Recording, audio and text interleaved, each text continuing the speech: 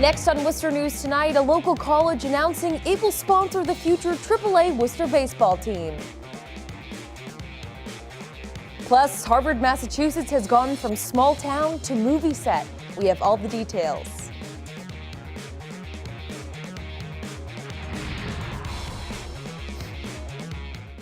Good evening and thanks for joining us. I'm Anna Botari. Early voting kicked off this week in Massachusetts in an effort to encourage people to get out and vote. Senator Elizabeth Warren and other Democratic candidates spoke to a crowd at Clark University. The room was packed as Senator Warren, gubernatorial candidate Jay Gonzalez, Congressman Jim McGovern, and 17th Worcester District candidate David LaBeouf spoke about the importance of voting as well as the issues they're prioritizing this November election. Senator Warren says the next 12 days will be tough, but she's confident in the Democratic nominees. No matter how hard it gets, nevertheless, we will persist.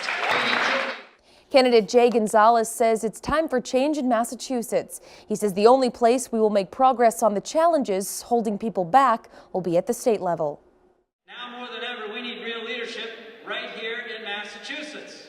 It's not good enough to simply accept the world the way it exists and try to manage it better. Early voting will run through November 2nd. A special meaning is behind the U.S. Postal Service's new stamp.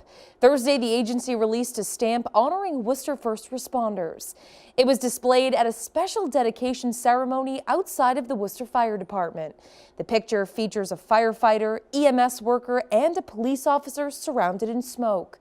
Worcester Postmaster Daniel Patrick O'Neill says while these three professions are shown on the stamp, it means to represent all first responders. We recognize these heroic efforts that these men and women are taking every day. And it's not just, like I said earlier, it's not just the police and the fire, the EMTs. There's all sorts of volunteers and other departments that are basically first responders as well. But we're recognizing these three departments. The Forever 50 stamps are available now for purchase. Assumption College is swinging for the fences. The school is now one of Worcester Red Sox 21 founding sponsors. The team says the educational partnership could be the only of its kind in the country. Assumption students will have access to classes inside Polar Park and guaranteed internships. Spirited students filled a family academic center there Thursday as the partnership was announced. Both the team and the college say they'll benefit from teaming up. Better off when it has students populating it, when it has students around you, when it has students as fans. The students will tell you what's new. They'll tell you what's cutting edge. This is all about providing opportunities for our students. We have students in our minor who work for the New England Patriots, the Atlanta Hawks, the Brooklyn Nets, the Boston Red Sox, the Bruins, the Celtics, and all of those positions came because our kids were passionate, our kids worked hard, and our kids interned. Assumption and the Red Sox will also provide matched college scholarships for Worcester families with financial need. Well, the small town of Harvard has been transformed into a movie set for a remake of Little Women.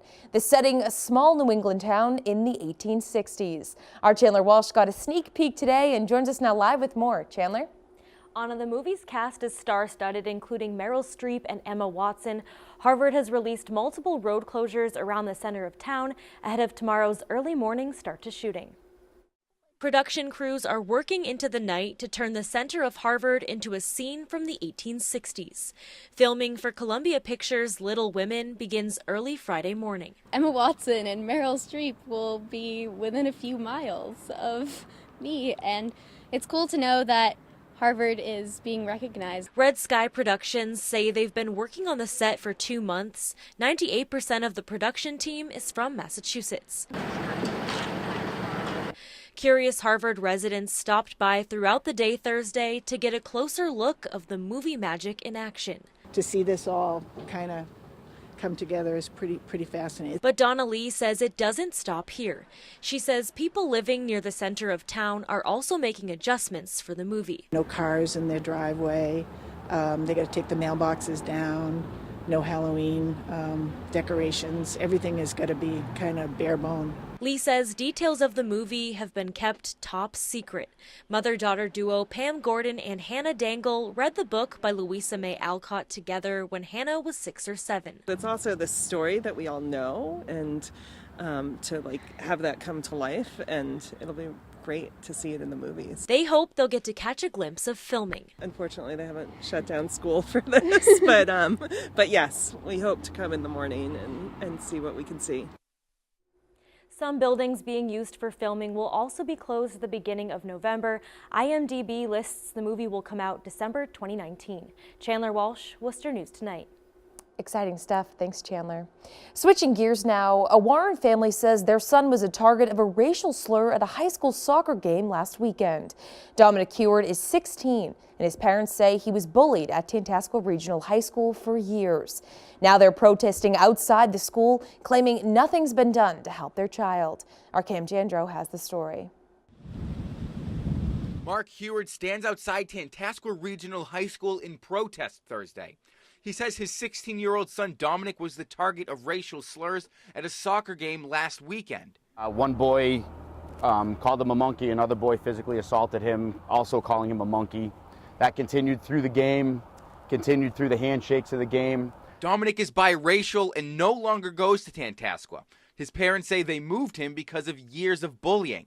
The alleged slurs happened when he was playing against his former school. Dominic's parents have been outside of the school all week with signs. One reads, "Bullying is accepted at Tantascwa. Educate your kids." The same kids just bullied him again. And it got to the point where he said, "Mom, enough is enough. I can't take this anymore." In a statement, Superintendent of Schools Aaron Nosik says, "We are currently conducting an investigation. As part of the investigation, we met with the parent on Sunday morning and are taking the necessary steps to continue the investigation. Tantascwa does not tolerate bullying or discrimination in any form." Sturbridge Police Chief Thomas Ford confirmed to Worcester News Tonight they're also involved in the investigation.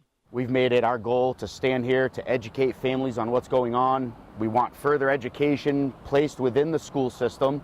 According to his parents, Dominic was red flagged for suicide while a student at Tantascwa. But Heward says they never received any additional help for Dominic from the school district. He kind of just closed down for a little while. You know, he would share his feelings and his thoughts with us.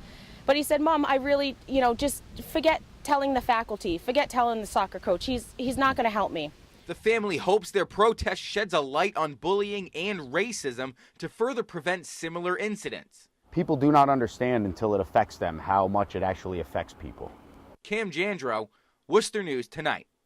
Worcester police asking for the public's help identifying 2 suspects they believe are involved in vandalizing the stained glass house on the Worcester Common. Police shared these pictures on social media for the vandalism incident on the Common last weekend. Earlier this week, police were notified a stained glass structure made as part of Powwow Worcester was vandalized. Police say it may have been damaged Friday or Saturday night. Anyone with information is asked to call police. Now to Decision 2018. People on both sides of the ballot question 1 making their case in a live debate. The Massachusetts Nurses Association pushed for the ballot question, believing the state needs mandatory staffing limits for nurses. But some nurses in hospitals say it's not the solution, arguing staff limits would lead to patients being turned away from care. Supporters say that would never happen. This is dangerous. It will cause decline in hospital beds. It will cause further delays in care. Nurses will always, always, always provide care to their patients. They will never, ever turn a patient away. The other key issue, how much would this cost to implement? Opponents put the total at nearly $1 billion. Supporters say the number is more like $40 million and hospitals can afford to pay for it. Congressman Jim McGovern and the Worcester Community Action Council toured the WCAC's new Head Start project in Webster Thursday. Head Start currently serves more than 200 children and their families in Southbridge. The program provides education, health, and nutritional services. The new location will have 4 classrooms and serve an additional 70 children. Thursday, McGovern announced $600,000 towards the project from the Federal Administration of Children and Families. About our children, it's about the adults that they become. And all of us who have supported this program over the years understand that fact. Our children are 100% of our future. They're everything. And children who come from families who are struggling, deserve every opportunity that we can provide them so they can all reach their God-given potential. WCAC says they're still looking to raise an additional $500,000. The center is anticipated to open in January of 2019. Dozens of Spencer residents graduate from a senior police academy Thursday. The 7-week course includes topics like identity theft, opioids, and how to stay safe in their homes. Today, the senior citizens completed the course and received certificates and T-shirts from the department. Spencer police say this is something they hope they can continue in the future. An educational process, not just for us in being involved in the community, but also having people get an understanding of what we do and how our job works. This academy was geared towards seniors. We were just telling them what we're seeing and getting their input. And their input was phenomenal. They asked a lot of questions and they were very involved in it. And they asked us how they would go about reporting certain things, or when they call the 911 system, whether it's an emergency or just they can call on the business line. Spencer Fire EMS, the Spencer Housing Authority, and the Worcester County District Attorney's Office also helped to put together the academy. With more than $1 million in donations, Stearns Tavern is nearing completion.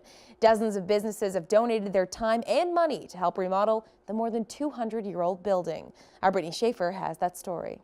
It's a building full of history. The mural was painted in the 1920s, and it shows the Battle of Lexington. And a 200-year-old structure like Stearns Tavern needs a lot of renovations. A new foundation had to be built. Then we're working on all the systems. We're putting a kitchen and cafe, and so there are multiple projects here. But thanks to the donations from 91 local businesses and nonprofits, the project has reached $1 million worth of funding. Preservation Worcester Executive Director Deborah Packard says they never expected this amount of generosity. 91 partners is really unprecedented, I think, in the city, and it's almost a national model of how a community can join together for an important project. Among the donors is Cogswell Sprinkler Company. The business donated more than $20,000 worth of equipment plus labor by installing a multi-floor sprinkler system. We had a group of gentlemen come in and install what we consider the brains of the fire sprinkler system, and just a great opportunity to get together with a lot of other groups and offer the services to them and in order for them to reach their goals. Once completed, the tavern will be open to the public and will specifically provide opportunities for people with disabilities. Packard says the community has also donated boilers, light fixtures, sinks, and money. Our partners have donated over $1 million of services and funds. Without that, this would not have been possible. The project also received funding from the city, state, and federal governments. Packard says the tavern is expected to open in the spring. Brittany Schaefer, Worcester News Tonight.